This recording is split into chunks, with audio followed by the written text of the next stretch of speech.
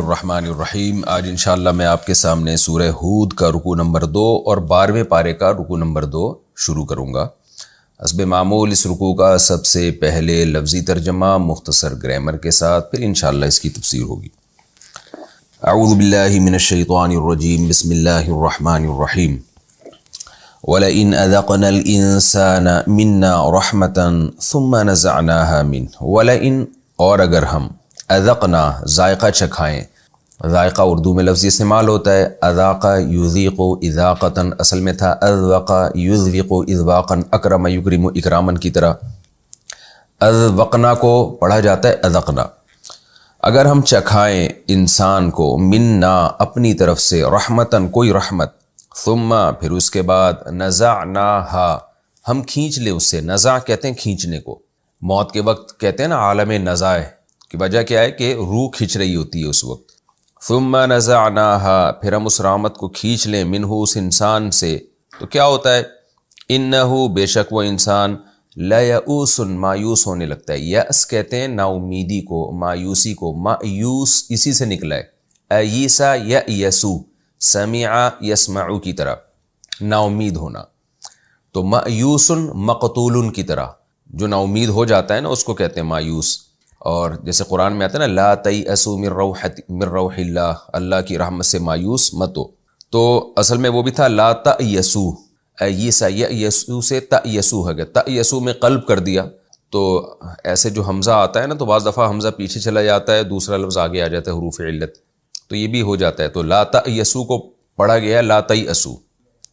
تو انہو لیئوس، یئوس فعول کے وزن ہے، فعول، جیسے صبور صبر کرنے والا، قنوط مایوس آدمی کو کہتے ہیں، اور صبور صبر کرنے والا، غفور مغفرت کرنے والا، تو یئوس مایوس ہونے والا۔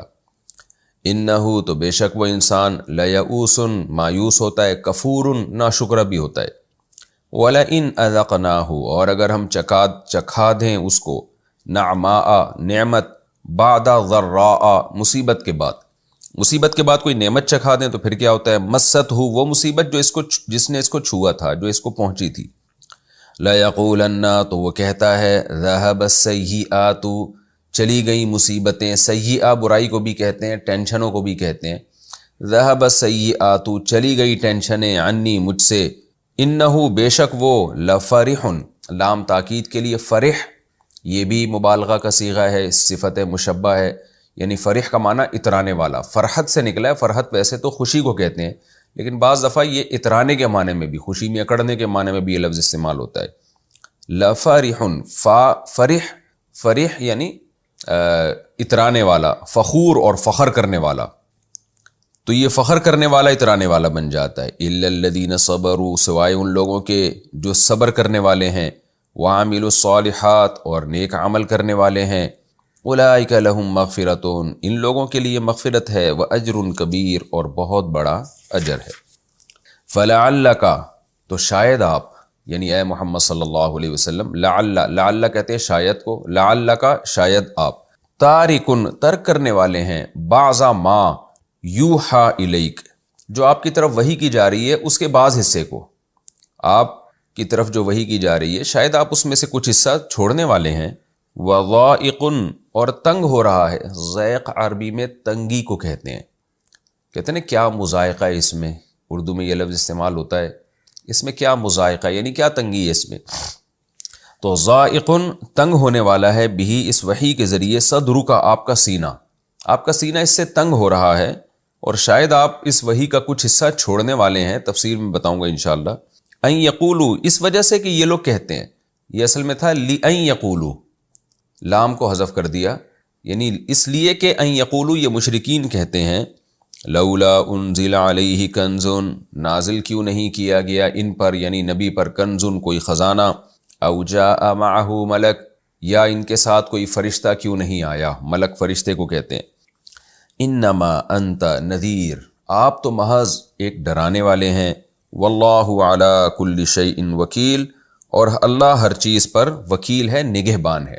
وکیل کہتے ہیں جو کسی پر مسلط ہوتا ہے، جس کو موکل، جس کو کسی پہ چھوڑا جائے، تو وکیل جس کو چھوڑا جائے، یعنی جو نگہبان ہوتا ہے، یہاں مانا ہے کہ محافظ، نگہبان۔ ام یقولون افتراہ، کیا یہ لوگ یہ کہتے ہیں افتراہ، اصل میں افترایا اکتسبہ کی طرح کہ محمد صلی اللہ علیہ وسلم نے اس قرآن کو گڑھ لیا ہے۔ قل، اے نبی ان سے کہہ دیجئے، فَأْتُوا بِعَشْرِ سُوَرٍ، لے آؤ تم 10 صورتیں، مثلہ، اس قرآن جیسی، مفتریات، گڑھی ہوئی بنائی ہوئی، تم بھی لے آؤ نا اگر ہم نے گڑھ لیا ہے۔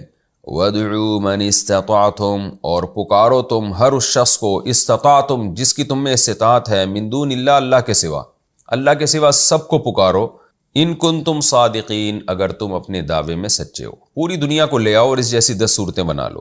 فَإِن لَّمْ يَسْتَجِيبُوا لَكُمْ، پس اگر یہ لوگ جواب نہ دے سکیں، لکم، اے ایمان والو، تمہارے لیے، تمہیں اس بات کا، اس چیلنج کا جواب نہ دے سکیں۔ استجابہ، کسی کی پکار کا جواب دینا، استجابہ، جیسے قرآن میں آتا ہے نا، ادعوا ربکم، اپنے رب کو پکارو، وقال ربکم ادعونی استجب لکم، تمہارا رب کہتا ہے مجھے پکارو، استجب لکم، میں تمہاری پکار کا جواب دوں گا۔ تو کسی کی پکار کے جواب میں استجابہ کا لفظ استعمال ہوتا ہے۔ فَإِن لَّمْ يَسْتَجِيبُوا لَكُمْ، پس اگر یہ تمہاری اس بات کا، اس چیلنج کا جواب نہ دیں، فَاعْلَمُوا، تو یقین کر لو، انما انزل، کہ بے شک جو نازل کیا گیا ہے، بعلم اللہ، اللہ کے علم سے نازل کیا گیا ہے، انما انزل بعلم اللہ، کہ اللہ کے علم کی سے نازل کیا گیا ہے، انسانوں کا علم اس میں داخل نہیں ہے۔ وَأَلَّا إِلَٰهَ إِلَّا هُوَ، اور یہ بھی جان لو کہ بے شک کوئی معبود نہیں ہے سوائے اس اللہ کے۔ فَهَلْ أَنْتُمْ مُسْلِمُونَ، تو کیا تم اس کے بعد فرما بردار بنو گے؟ اتنا بڑا ہم نے دعویٰ کر دیا اور اس کا جواب بھی تم نہیں دے پا رہے، تو کیا اس کے بعد تم اس بات کو مان لو گے جو ہم نے بات کی ہے، قرآن کے برحق ہونے کو مان لو گے تم؟ من کان یرید الحیات الدنیا، جو شخص بھی دنیاوی زندگی چاہتا ہے، یرید، ارادہ کرتا ہے دنیاوی زندگی کا، وزینتہا، اور دنیا کی زینت، یہاں کی رنگ رلیاں وہ چاہتا ہے، نوفی الیہم، وفا یوفی، کئی بار یہ لفظ آ چکا ہے، پورا پورا چکا دینا، تو ہم ان کی طرف پورا پورا چکا دیتے ہیں، اعمالہم، ان کے اعمال کو، یعنی ان کے اعمال کو پورا پورا دنیا میں دے دیتے ہیں، جو آخرت نہیں چاہتے۔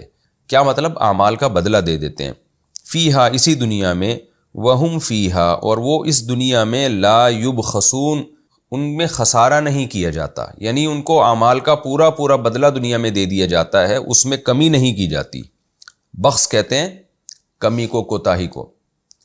قرآن میں آتا ہے نا دوسری جگہ، وَشَرَوْهُ بِثَمَنٍ بَخْسٍ دَرَاهِمَ مَعْدُودَةٍ، تھوڑے سے پیسوں میں خرید لیا انہوں نے، تو کمی کو بخس کہا جاتا ہے، یبخسون، ان میں کمی نہیں کی جائے گی۔ اولئک، یہ وہ لوگ ہیں، الذین، کہ جن کے لیے، لیس لہم فی الآخرۃ، کہ یہ وہ لوگ ہیں کہ لیس لہم فی الآخرۃ، نہیں ہے ان کے لیے آخرت میں، الا النار، مگر آگ، وحبط ما صنعوا فیہا، اور برباد ہو جائے گا جو کچھ، حبط اعمال یہ لفظ بھی کئی بار بتا چکا ہوں میں، برباد ہو جائے گا، ما صنعوا، جو کچھ کیا انہوں نے، فیہا، اس دنیا میں، یعنی آخرت میں برباد ہو جائے گا، وباطل ما کانوا یعملون، نہیں، وحبط ما صنعوا فیہا، اور اس دنیا میں جو کچھ انہوں نے کیا، دیکھیں فیہا کا تعلق صنعوا سے بھی ہو سکتا ہے، حبطہ سے بھی ہو سکتا ہے۔ حبطہ سے اگر تعلق ہے تو برباد ہو جائے گا فیہا، اس آخرت میں، کیا برباد ہو جائے گا؟ ما صنعوا، جو اعمال انہوں نے کیے، یہ مطلب بھی ہو سکتا ہے۔ اور فیہا کا تعلق صنعوا سے بھی ہو سکتا ہے، کیا مطلب؟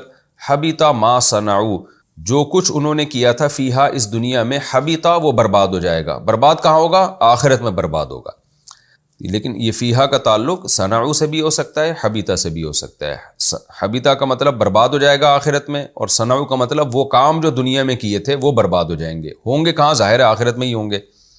وباطل، اور باطل ہو جائے گا، ما کانوا یعملون، ہر وہ کام جو یہ کیا کرتے تھے، یعنی وہ بھی لغو اور معطل ہو جائے گا، اس پہ کوئی اثر ہی مرتب نہیں ہوگا۔ حبط اور باطل کا تقریباً ایک ہی معنی ہے۔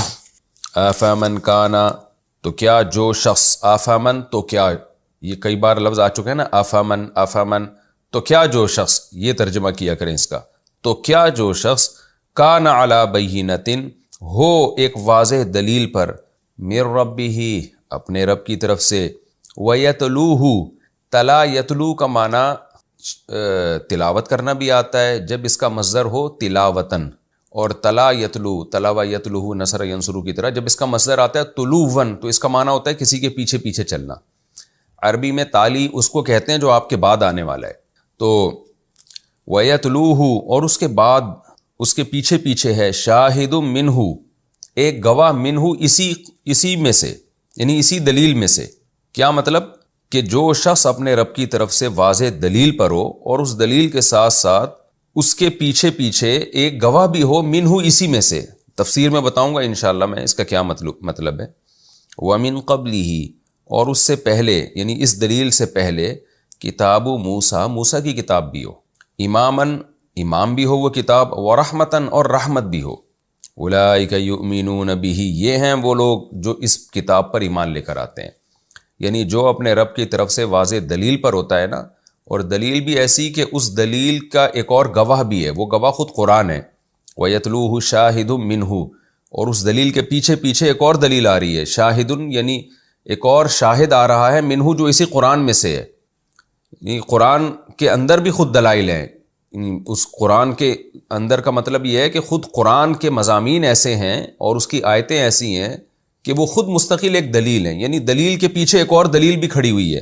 اور اس قرآن سے پہلے صرف یہ قرآن نہیں ہے بلکہ پچھلی آسمانی کتابیں بھی ہیں، جیسے موسیٰ علیہ السلام کی جو تورات تھی جو کہ امام اور رحمت ہے، یعنی وہ بھی ایک لوگوں کے لیے امام تھی. امام کا مطلب یہ ہے کہ اس کو لوگوں نے فالو کیا ہے، وہ اس قابل تھی کہ اس کو فالو کیا جائے.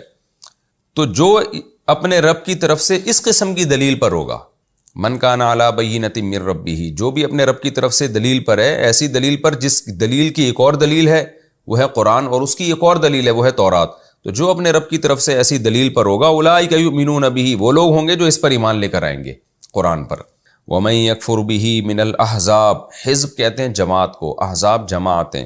اور جو ان جماعتیں مختلف قسم کی بنی ہوئی ہیں ان جماعتوں میں سے جو بھی انکار کرے گا اس قرآن کا، فَالنَّارُ مَوْعِدُهُ تو بے شک جہنم کی جو آگ ہے، موعدہ اس کے وعدے کی جگہ ہے. اس کے وعدے کی جگہ کیا ہے؟ کس جگہ کا اس سے وعدہ کیا گیا؟ وہ آگ کا وعدہ کیا گیا ہے. فَلَا تَكُو اصل میں تکن تھا، نون کو حذف کر دیا جاتا ہے. بس اے نبی یا اے مخاطب آپ شک میں نہ ہو، فی مریۃ منہ اس قرآن کی طرف سے مریا شک میں نہ پڑیں آپ کہ یہ پتہ نہیں برحق ہے یا نہیں ہے، ایسا نہ ہو کریں. انہ بے شک یہ قرآن الحق و برحق ہے، من ربک آپ کے رب کی طرف سے ہے. ولکن اکثر الناس لا یؤمنون لیکن لوگوں میں سے اکثر ایمان نہیں لاتے. ومن اظلم اور اس سے بڑا ظالم کون ہوگا، ممن اصل میں من اس شخص سے بڑا ظالم کون ہوگا، افترا علی اللہ کذبا جو اللہ پہ جھوٹ باندھتا ہے. اولئک یعرضون علی ربہم یہ وہ لوگ ہیں جن کو پیش کیا جائے گا. عرض کہتے ہیں پیش کرنا، اردو میں لفظ استعمال ہوتا ہے نا کہ جی عرض کیا ہے، یعنی آپ کی خدمت میں ایک چیز پیش کرنا چاہتا ہوں. یعرضون پیش کیے جائیں گے، علی ربہم اپنے رب کے پاس.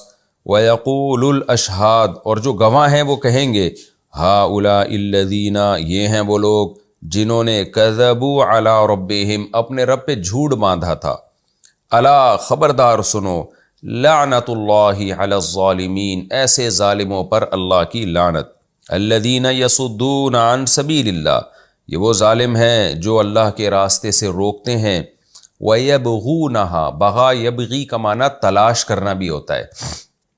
بغا یبغی کے معنی بہت سارے آتے ہیں، 3 معنی تو مشہور ہیں اس کے. ایک تلاش کرنا، جیسے قرآن میں آتا ہے یبتغون فضلا من ربہم ورضوانا، یبتغون یہ یبغون سے ہی نکلا ہے، تو تلاش کرتے ہیں رب کے فضل کو. اور ایک بغاوت کے معنی میں آتا ہے جیسے باغی جسے کہتے ہیں، تو باغی کا معنی بغاوت بھی ہے، باغی کا معنی تلاش کرنا بھی ہے، اور زنا کرنے والے کو بھی کہا جاتا ہے.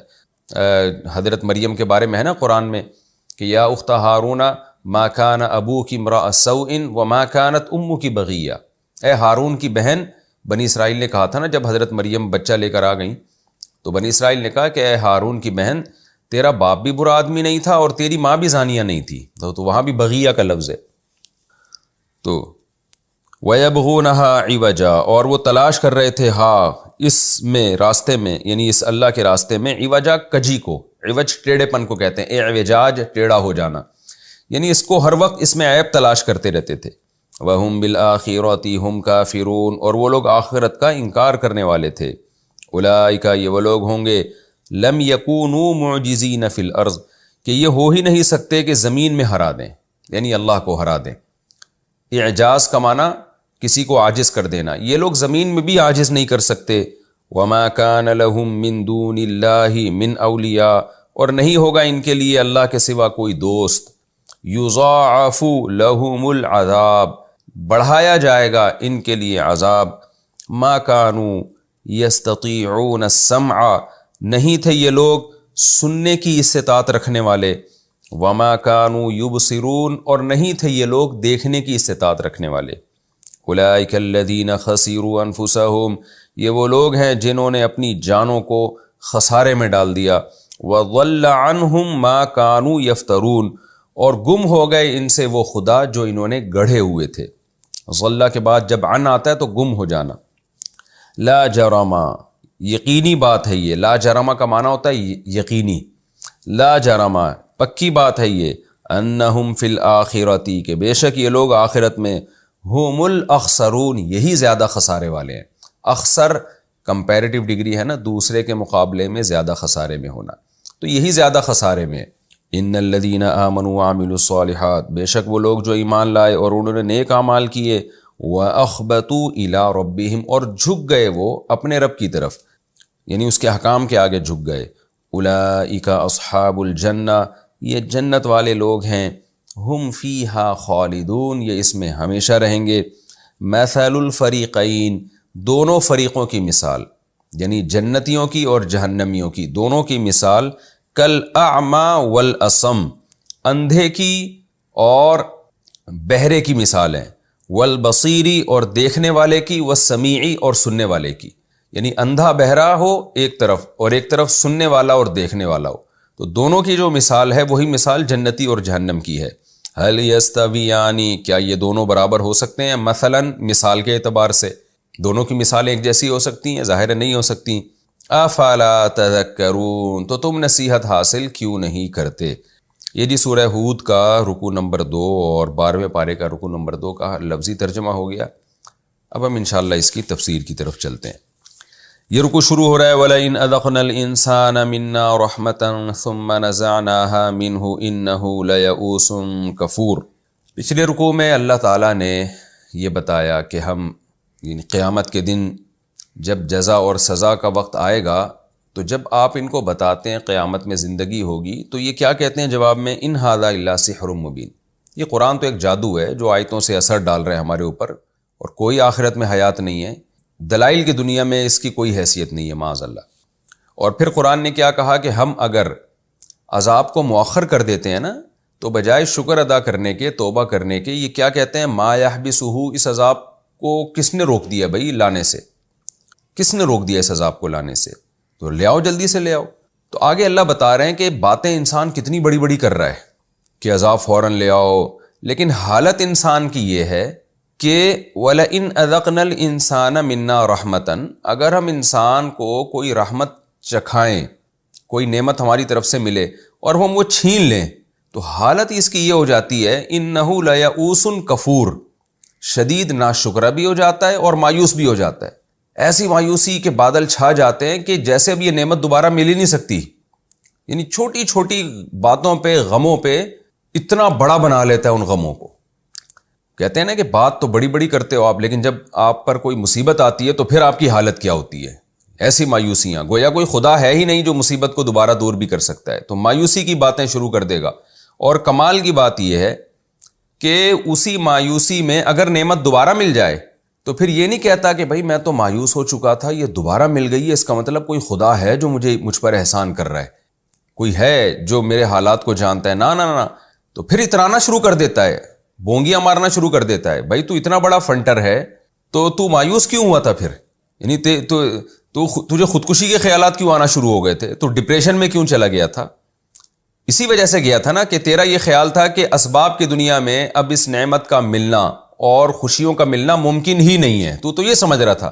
پھر جب مل گئی ہیں تو یہ کہہ دینا کہ اللہ نے کیا یہ سب کچھ، یہ اللہ کا فضل ہے میرے اوپر، لیکن تو اترانا شروع کر دیتا ہے۔ اتراتا وہی ہے جو کسی بھی نعمت کو اپنا کمال سمجھتا ہے، تبھی تو وہ اونچے کالر کر کے گھومتا ہے نا، وہ سمجھتا ہے کہ یہ میرا کمال ہے، اور جو سمجھتا ہے اللہ نے بھیک دی ہے وہ تھوڑی اتراتا ہے۔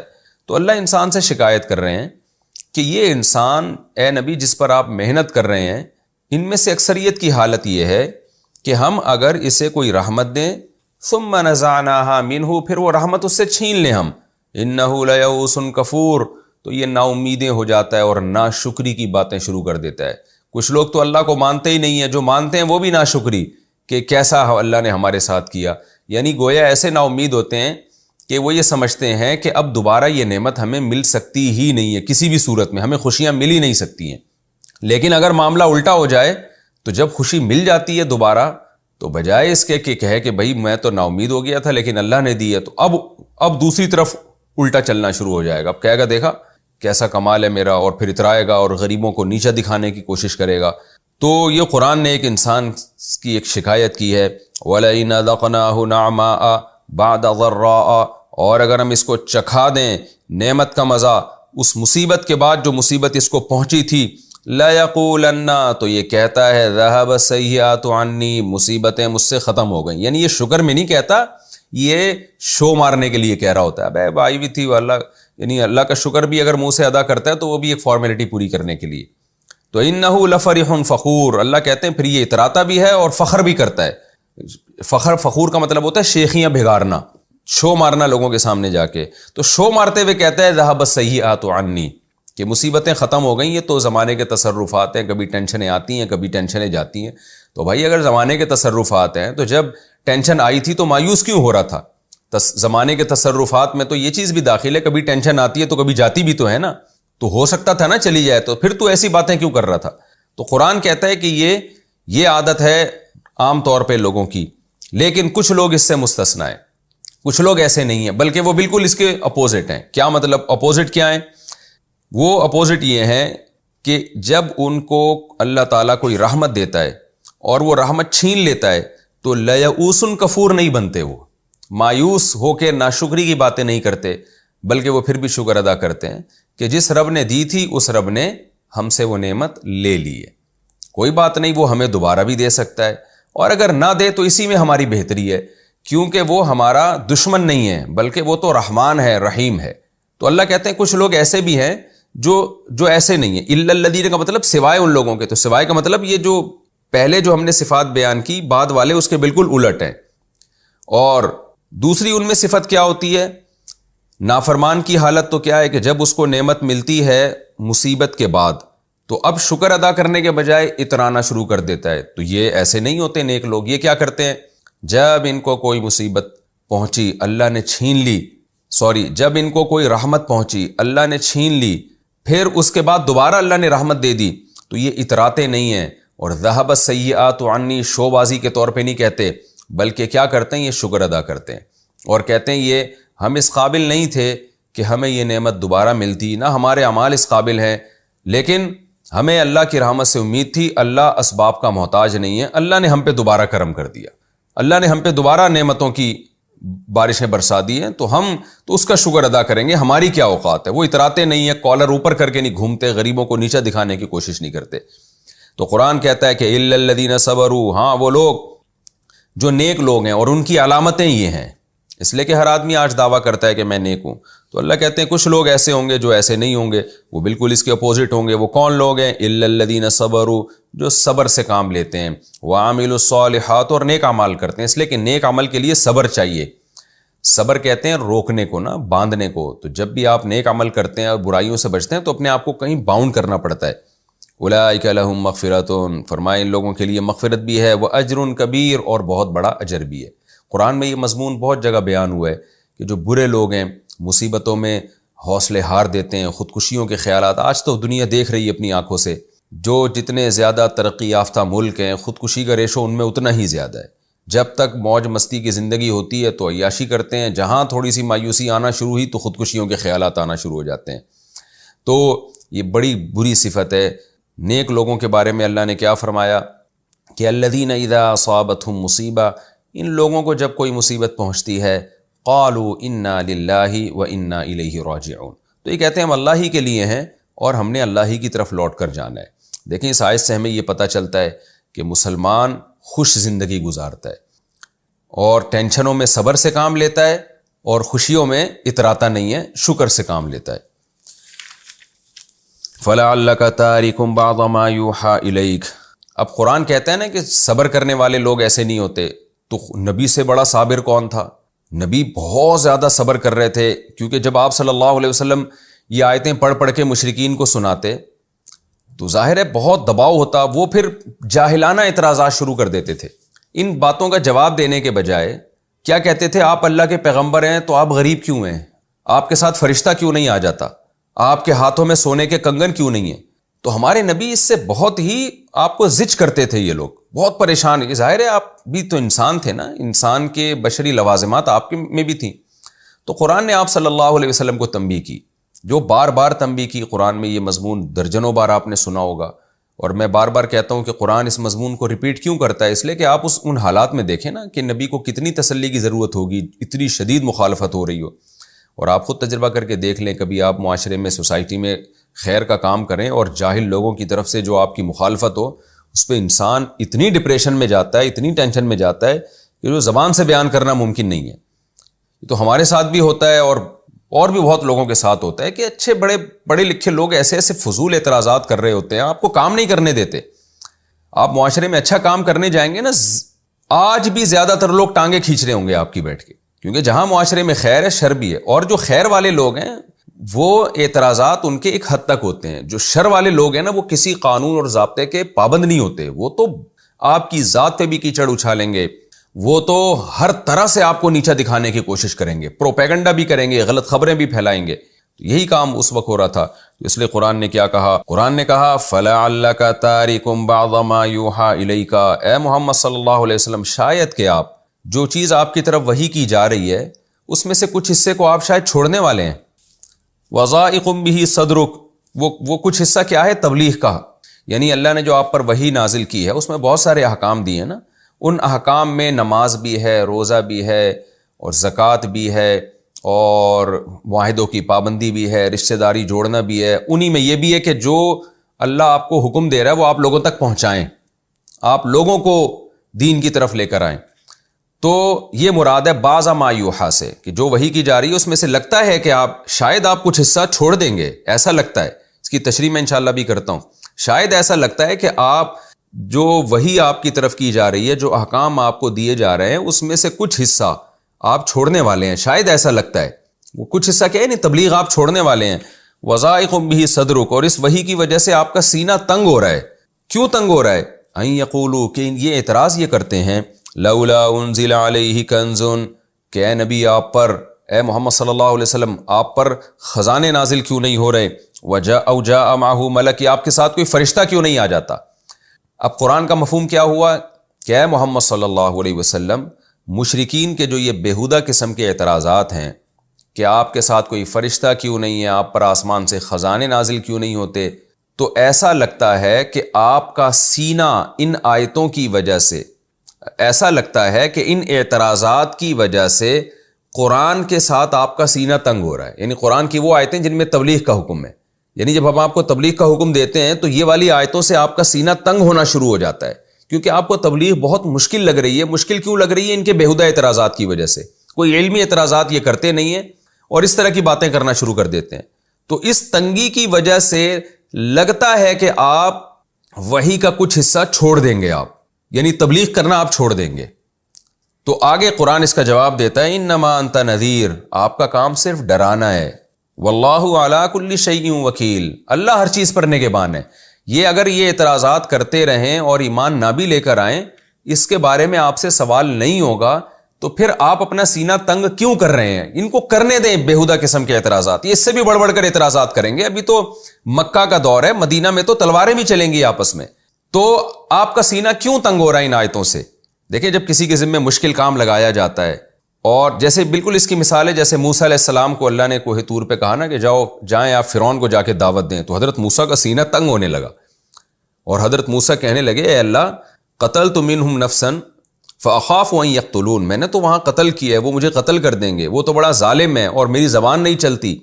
تو جیسے حضرت موسیٰ کا سینہ تنگ ہونے لگا نا، کام اتنا بڑا دے دیا کہ ڈائریکٹ فرعون کے محل میں چلے جائیں۔ یہ انسان کی نیچر ہے، فطرت ہے۔ تو ہمارے نبی صلی اللہ علیہ وسلم کا بھی سینہ تنگ ہونے لگتا تھا تبلیغ والی آیتیں جب نازل ہوتی تھی. نماز کی آیتیں نازل ہوتی تو نماز تو آپ کی آنکھوں کی ٹھنڈک تھی, روزے کی آیتیں نازل ہوتی آپ تو 24 گھنٹے کے روزے رکھا کرتے تھے, اور رشتہ داری جوڑنے کی آیتیں نازل ہوتی تو آپ تو نبوت سے پہلے رشتہ داری جوڑا کرتے تھے. لیکن سینہ کب تنگ ہوتا جب تبلیغ کی آیتیں نازل ہوتی, کیونکہ اس کا جو آگے رسپانس آ رہا تھا وہ بہت ہی بھیانک رسپانس تھا, بہت بیہودہ قسم کی باتیں مشرکین کیا کرتے تھے. یہی مشرکین جو پہلے آپ صلی اللہ علیہ وسلم کی بہت زیادہ عزت کیا کرتے تھے. تو قرآن اس پہ کیا کہہ رہا ہے کہ شاید آپ وحی کو چھوڑ دیں گے ان باتوں کی وجہ سے. یہ ایک محاورہ ہے جو اردو میں بھی استعمال ہوتا ہے. اس کا مطلب یہ نہیں ہے کہ واقعی نبی تبلیغ چھوڑنے والے ہیں. اس کی میں مثال سے اس محاورے کو سمجھاتا ہوں. اردو میں بھی یہ محاورہ بہت استعمال ہوتا ہے, تو اس کا مفہوم آپ کو میں مثال سے سمجھاؤں گا تو اس آیت کا مفہوم سمجھ میں آئے گا. اس کی مثال ایسے ہے, جیسے دیکھیں کوئی پیشنٹ ہو نا کینسر کا, یا کوئی بیمار ہو, آپ کوئی ڈاکٹر اس کو دوا کھلا رہا ہے, اور دوا کھلا کے نا وہ بندہ آ کے کیا کرتا ہے کہ وہ دوا کھانا چھوڑ دیتا ہے کہ جی کڑوی دوا ہے, مجھ سے نہیں کھائی جاتی. تو ڈاکٹر اسے کیا کہے گا کہ لگتا ہے کہ آپ موت کے لیے تیار ہو گئے ہیں, لگتا ہے کہ اب آپ کا زندہ رہنے کا پروگرام نہیں ہے. تو وہ اس کا مطلب یہ نہیں ہوتا کہ پیشنٹ کو یہ بتایا جا رہا ہے کہ شاید آپ کا زندہ رہنے کا واقعی پروگرام نہیں ہے, بلکہ اس کو موٹیویٹ کرنا مقصد ہوتا ہے کہ ظاہر ہے زندہ تو ہر شخص رہنا چاہتا ہے, تو اس کو یہ بتایا جاتا ہے کہ پھر آپ دوا کا استعمال کیوں نہیں کر رہے. کوئی بچہ پڑھ نہ رہا ہو اسکول میں, یونیورسٹی میں, تو ماں باپ اسے کیا کہتے ہیں, وہ کھیل میں یعنی اس کا پڑھنے میں دل تنگ ہو رہا ہو, اس کے کتابوں میں دل نہ لگ رہا ہو کسی بھی وجہ سے, تو ماں باپ اسے کیا کہتے ہیں کہ شاید تمہارا ارادہ یہ ہے کہ ساری زندگی تم نے بے روزگاری میں ہی گزارنی ہے. تو اس کا مطلب یہ نہیں ہوتا کہ واقعی اس کا یہ ارادہ ہوتا ہے. اس کا تو ارادہ ہوتا ہے میں ایک اچھا انسان بنوں گا اور میں جاب کروں گا, میں پیسے کماؤں گا, لیکن اس کو موٹیویٹ کرنے کے لیے کہا جاتا ہے کہ بھائی کہ تم جو پڑھائی میں دلچسپی نہیں لے رہے, تو اس سے ایسا لگتا ہے, تو اس سے فوراً وہ موٹیویٹ ہوتا ہے کہ بھائی میرا تو بے روزگاری کا کوئی ارادہ نہیں ہے, تو وہ دل لگانا شروع کر دیتا ہے.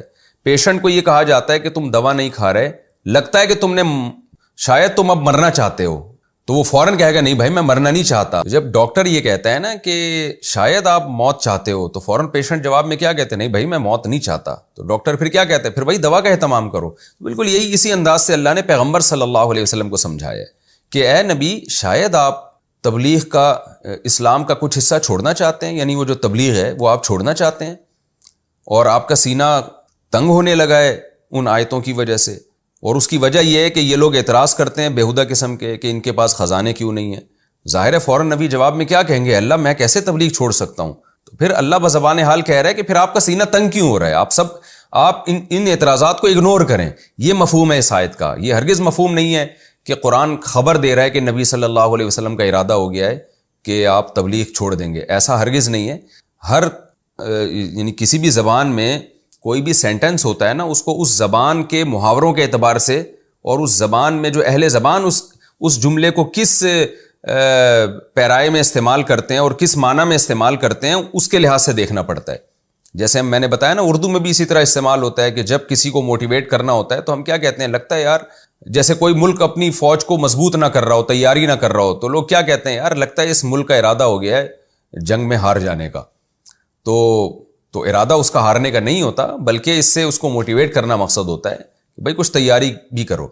تو اللہ تعالیٰ بھی اپنے نبی صلی اللہ علیہ وسلم کی حوصلہ افزائی کر رہے ہیں, آپ صلی اللہ علیہ وسلم کو تحریض کر رہے ہیں, ابھار رہے ہیں کہ آپ بھی ان کی باتوں سے تنگ نہ ہوں, کیونکہ تبلیغ تو بہرحال آپ نے کرنی ہے. اگر آپ ان کی باتوں سے تنگ ہونا شروع ہو گئے ہیں تو اس سے ایسا لگتا ہے کہ آپ کا تبلیغ چھوڑنے کا ارادہ ہے. تو ظاہر ہے نبی کا تبلیغ چھوڑنے کا ارادہ ہو نہیں سکتا, یہ ناممکن ہے.